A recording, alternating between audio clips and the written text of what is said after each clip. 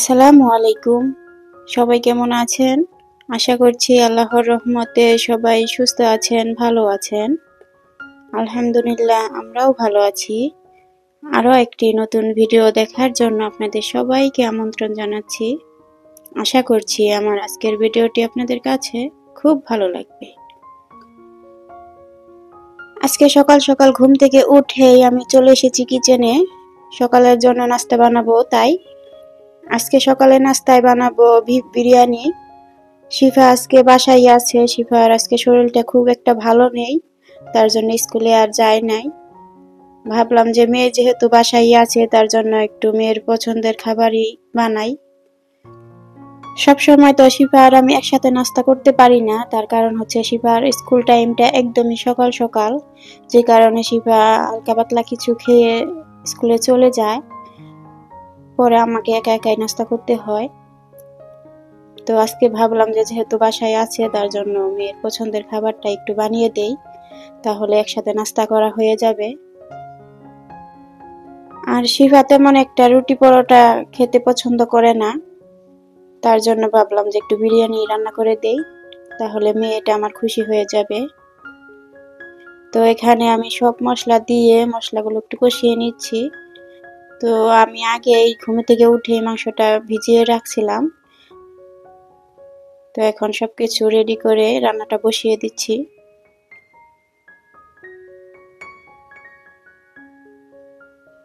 এখন ভালোভাবে মশলাটা কষানো হয়ে গেলে আমি এখন এখানে মাংস দিয়ে দিব।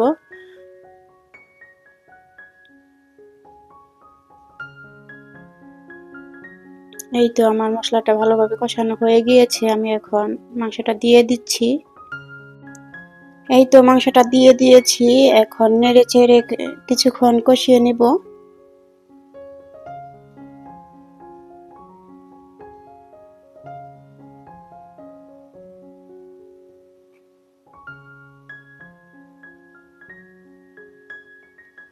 আমার বাসায় একদমই টক দই শেষ হয়ে গিয়েছে, এ কারণে আমি লিকুইড দুধ দিয়ে টক দই বানিয়ে নিচ্ছি।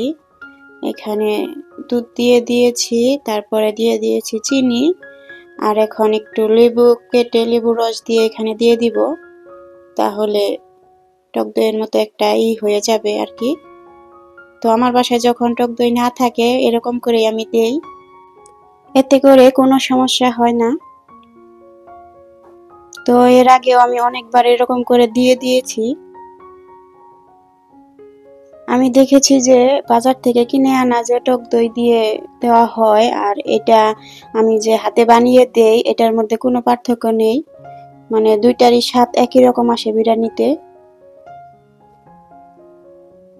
এই তো আমার মাংসটা কষানো হয়ে গিয়েছে, এখন আমি যে টক দইটা বানিয়ে নিলাম ওইটা এখন দিয়ে দিব এখানে, দিয়ে আরো কিছুক্ষণ কষিয়ে নিব।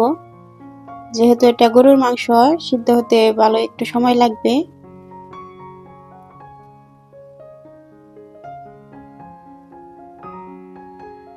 এই তো আমি টক দইটা এখন দিয়ে দিয়েছি, এখন একটু নেড়ে চেড়ে দেব আরো কিছুক্ষণ কষানোর জন্য।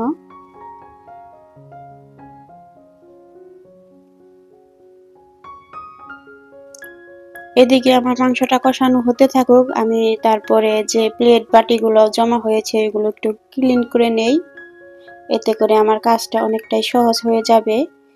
আমার আরো একটু কাজ আছে, আমার একটু বাইরে যেতে হবে, বাজারে যাওয়া লাগবে, অনেক দিন ধরে বাজার করা হচ্ছে না, মাছ একদমই শেষ হয়ে গিয়েছে, সবসময় মাংস খেতে আর ভালো লাগছে না।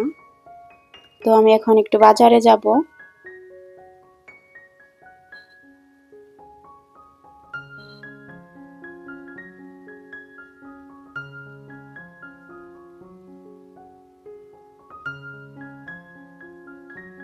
এই তো আমি মাংসটা হয়ে গিয়েছে, আমি এখন চালটা দিয়ে দিলাম একসাথেই। বিরিয়ানি রান্না করা একদমই সহজ, আমার কাছে সব থেকে সহজ লাগে বিরিয়ানি রান্না করতে, একটা পাতিলে রান্না হয়ে যায়। এই তো আমি এখন এখানে গরম পানি দিয়ে দিব, গরম পানি দিয়ে কিছু সময় জাল করে পরে একটু দমে রেখে আমি বাজারে চলে যাব, কারণ আমি বাজার না করলে তো কেউ করে দিব এরকম তো লোক নেই, আমারটা তো আমাকেই বাজার করে খেতে হবে, কিছু করার নাই। বাজারে তেমন একটা আমার যেতে মন চায় না একদমই, কেন জানি বাজারে একদমই যেতে মন চায় না। বাজার শেষ হয়ে আসলে যে কিরকম লাগে, যে কেউ যদি একটু বাজার করে দিত আমাকে।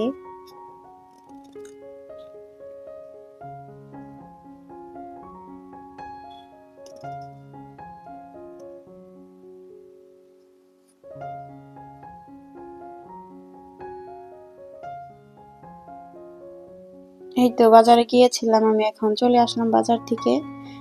এখন আপনাদের সাথে শেয়ার করি আমি কি কি মাছ কিনে নিয়ে আসলাম।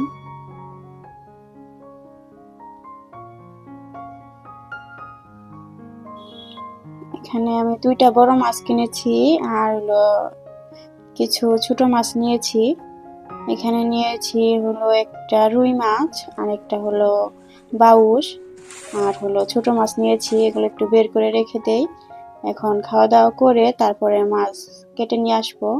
আমি যেহেতু রুমে মাছ কাটি না, রুমে মাছ কাটতে আমার কাছে তেমন একটা ভালো লাগে না, মনে হয় যে চারদিকে মাছের একটা স্মেল বের হয়, ওইটা আমার কাছে একদমই ভালো লাগে না।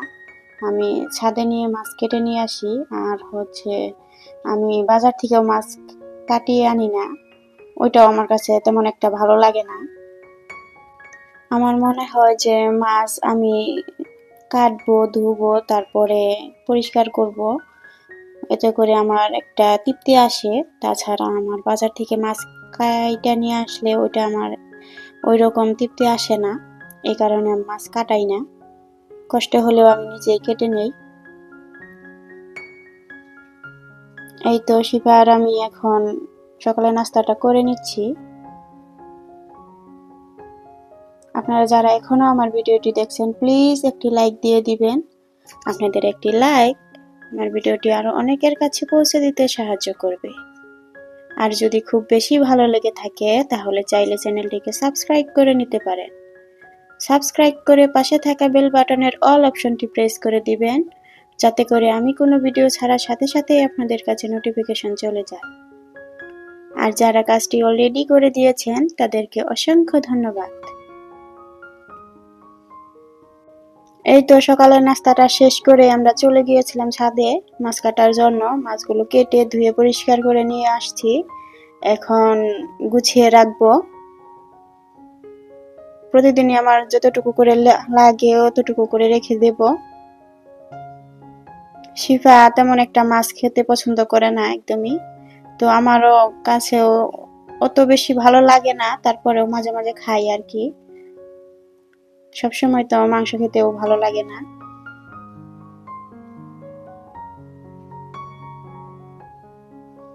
এই তো মাছ কাটা ধোয়া সবকিছু গোছানো শেষ, এখন ফ্রিজে রেখে দেব।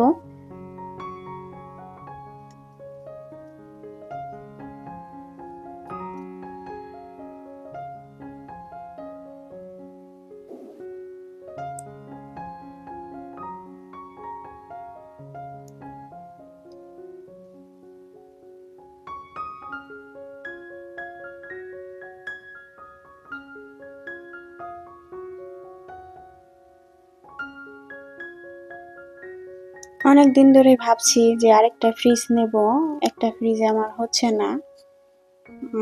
একটা ডিপ ফ্রিজের খুবই প্রয়োজন আমার। সবকিছু রাখতে গেলে দেখা যায় কি একটা ফ্রিজে হয়ে ওঠে না আর কি। সবকিছু যেহেতু আমার বাজার করে রাখতে হয় অনেকদিন, প্রতিদিনই তার বাজারে যাওয়া যায় না। আর মন চাইলেই তো আমি প্রতিদিনই বাজারে যাই না, তো বাজার যেতে আমার একদমই ভালো লাগে না, আর কেউ তো আমার প্রতিদিনই বাজার করেও দিবে না। এই কারণে 15 দিন বা 1 মাসের বাজার আমাকে একবারই করতে হয়। সবকিছু মিলিয়ে দেখা যায় কি ফ্রিজে জায়গা হয়ে ওঠে না। আজকে যে কি পরিমাণ রোদ উঠেছে আর কি পরিমাণ গরম যে লাগছে, ছাদে বসে বসে যখন মাছ কাটছিলাম তখন তো একবারে ঘেমে শেষ গরমে। তো ভাবলাম যে এখন একটু লেবুর শরবত করে খাওয়া যাক, তাহলে একটু ভালো লাগবে।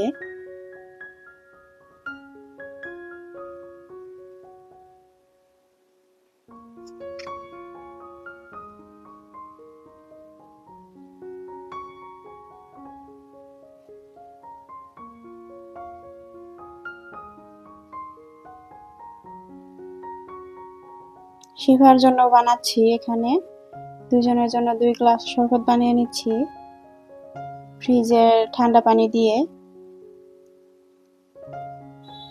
আমি তেমন একটা আবার ফ্রিজের ঠান্ডা পানি খেতে পারি না, একদমই গরম পানি খাই সব সময়।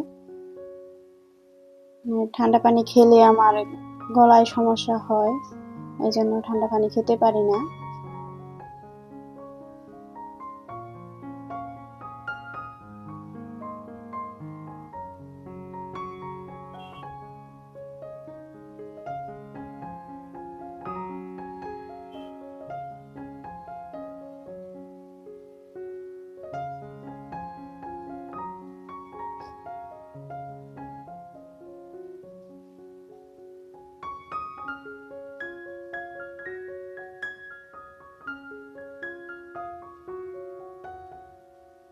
এই তো সবকিছু আমি এখন ক্লিন করে রেখে দেব। তারপরে যে আরো কিছু বাজার করেছি ওগুলো গুছিয়ে নেব। তো আমি আস্ত শুকনা মরিচ নিয়েছি, তারপরে গোটা সস নিয়েছি, মানে শুকনো মশলা যেগুলো আমি ভাঙিয়ে খাই ওইগুলো একদমই দেখি যে শেষ হয়ে গিয়েছে, তো ওগুলো নিয়েছি। আরো অনেক বাজার করেছি। পরে আমও নিয়ে এসেছি, এগুলো এখন ধুয়ে রেখে দেব।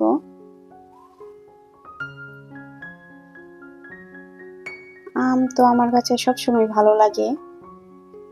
আম যে পর্যন্ত বাজারে পাওয়া যায় এ পর্যন্ত আমি কিনে খাই। আম আমার কাছে সবথেকে পছন্দের ফল। আমি এখানে 2 রকমের আম নিয়েছি। তো আমি রূপালি আমটাই চাচ্ছিলাম। তো দোকানদার মামা বলল যে এই এই আমটা নিয়ে যান, এই আমটা অনেকটাই মিষ্টি। তো আমি তাও রিস্ক নিতে চাচ্ছিলাম না যে কেমন না কেমন হয়। তারপরে বলতেছে যে 2টা নিয়ে যান, এই 2টা খেয়ে দেখেন, তারপরে এসে আবার বলবেন যে আমাকে ওই আমটা দেন। তো আসলেও আমটা খুবই মিষ্টি ছিল, খুবই ভালো ছিল আমটা। এরপরে আমি কিছু শাক নিয়ে আসছিলাম, ওইগুলো বেছে নিচ্ছি।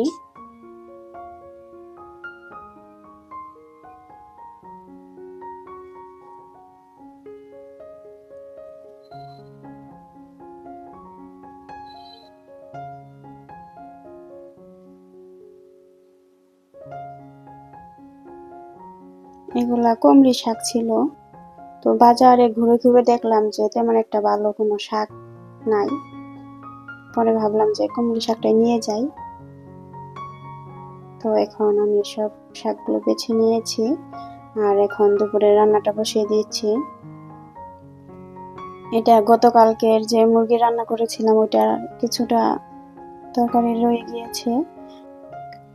আজকে দুপুরে রান্নায় তেমন কিছু করব না, এখন শুধু শাকটা ভেজে নেব আর মাছ ভাজি করে নেব।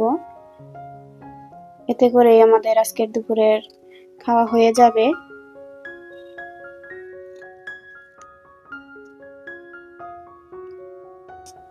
শাকটা ভাপিয়ে নিয়েছি, এখন তেলে ভেজে নেব।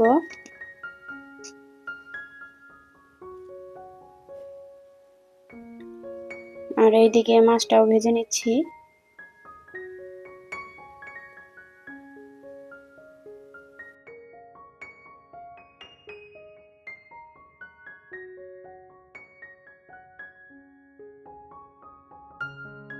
আজ এখানেই বিদায় নিচ্ছি।